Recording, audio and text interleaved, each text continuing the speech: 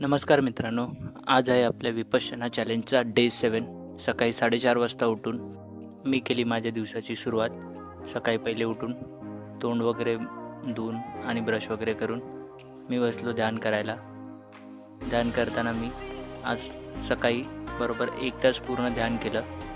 ध्यान केल्याच्यानंतर पुन्हा मी डेली रूटीनप्रमाणे सकाळी लाईट कार्डिओ म्हणजेच स्किपिंग रोप करायला सुरुवात केली. स्किपिंग रोप मी थांबून रेस्ट घेऊन अर्धा ते पाऊण तास केली. त्याच्यानंतर मी अंघोळीला गेलो.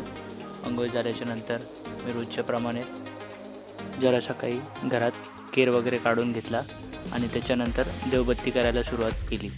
देवबत्ती करून झाल्यानंतर मी ऑफिसला जाण्यासाठी मी माझी पाण्याची बॉटल भरून घेतली. तसेच माझ्या डब्यासाठी गाजर सोलून कटिंग वगैरे करून सलाड म्हणून घेतलं.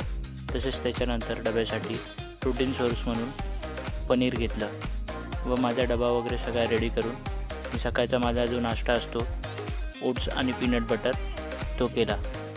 ओट्स आणि पीनट बटर खाऊन झाल्याच्यानंतर मी माझ्या ऑफिसची तयारी करून मी निघालो माझ्या ऑफिससाठी.